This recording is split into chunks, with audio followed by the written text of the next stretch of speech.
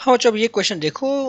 One end of a uniform rod of length L and mass M is hinged at A. It is released from rest from horizontal position AB as shown in figure. तो rod तुम्हारी initially horizontal थी, ऐसा point के बाद वो hinge की हुई है, तो इसके बाद वो रोटेट कर सकती है, right. The force exerted by the rod on the hinge when it becomes vertical is क्या होगा? ओके तो चार ऑप्शन दिए हुए, हमें फोर्स निकालनी है, क्या होगी। तो सबसे पहले हम ओमेगा निकाल लेते हैं, इस पोजीशन में कितना होगा।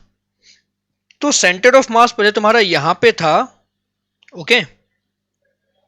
अब सेंटर ऑफ मास तुम्हारा नीचे आ चुका है यहां पे। तो सेंटर ऑफ मास कितना हाइट नीचे आया? L/2 हाइट नीचे आया। तो ग्रेविटी ने वर्क डन कितना किया? mg L/2 is the work done by gravity, that should be equal to change in kinetic energy I omega square by 2।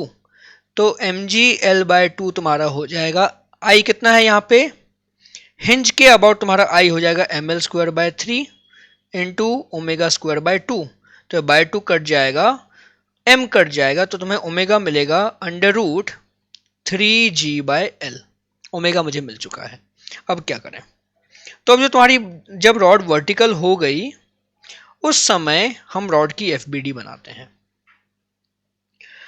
तो सबसे पहली बात तो तुम ये देखो कि इस पोजीशन में mg जो है वो रॉड पे सेंटर पे नीचे लग रहा है, तो यहां पे टॉर्क इस पोजीशन में तुम्हारी 0 हो जाएगी, क्योंकि mg ऐसे लग रहा है हिंज के एक्सिस के अलोंग ही लग रहा है ना। तो यहाँ पे कोई टॉर्क तुम्हारी है नहीं, तो टॉर्क नहीं मतलब एंगुलर एक्सेलरेशन अल्फा भी 0 हो जाएगा। अल्फा 0 है, इतना क्लियर है, ठीक है। तो अब अगर हम सेंटर ऑफ मास की बात करें, तो सेंटर ऑफ मास क्या कर रहा है?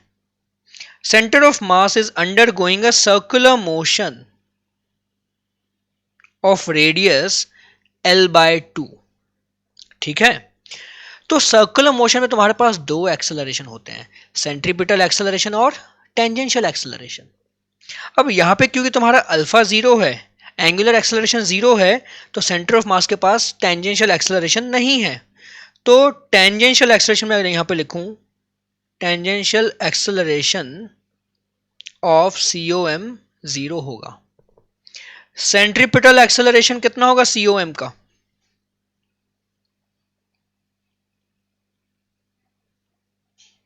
वो तुम्हारा आएगा R ओमेगा स्क्वायर। तो R कितना है तुम्हारा? L/2 है। सेंटर ऑफ मास जो सर्कुलर मोशन कर रहा है उसका रेडियस L/2 और ओमेगा स्क्वायर। तो ओमेगा हमारा कितना है? Under root 3g by L. तो ओमेगा स्क्वायर हो जाएगा 3g बाय एल, यानी कि तुम्हारे पास कितना आ जाएगा? 3/2g। तो हमें सेंटर ऑफ मास का एक्सेलरेशन मिल चुका है 3/2g। अब डुप्लीकेट करते हैं इसको, तो हम इसकी FBD बनाए। तो ये FBD में अब क्या हो रहा है, तुम्हारा रॉड पे सेंटर पे लग रही mg नीचे की तरफ, और जो हिंज फोर्स है वो ऊपर की तरफ होगी F। मैंने हिंज फोर्स वर्टिकल क्यों बनाया? हिंज फोर्स का हॉरिजॉन्टल कंपोनेंट क्यों नहीं है? क्योंकि सेंटर ऑफ मास के पास टेंजेंशियल एक्सेलरेशन 0 है, यानी कि हॉरिजॉन्टल डायरेक्शन में कोई एक्सेलरेशन नहीं है, तो फोर्स भी नहीं होगा। सारी फोर्सेस सिर्फ वर्टिकल में होंगी, ओके। तो जो सेंटर ऑफ मास है उसके पास वर्टिकल में एक्सेलरेशन AC है, सेंट्रीपिटल एक्सेलरेशन, जो कि हमने अभी निकाला 3g/2। अब हमने सेंटर ऑफ मास के चैप्टर में एक चीज पढ़ी है कि नेट फोर्स तुम्हारा क्या होता है? Total mass into acceleration of centre of mass.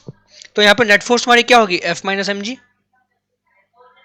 That is equal to total mass into acceleration of centre of mass 3g/2। तो मुझे F कितना मिलेगा? ये mg को सामने ले जाओ, ऐड होगा, तो हो जाएगा तुम्हारा 5mg/2, ओके। तो ऑप्शन बी ठीक।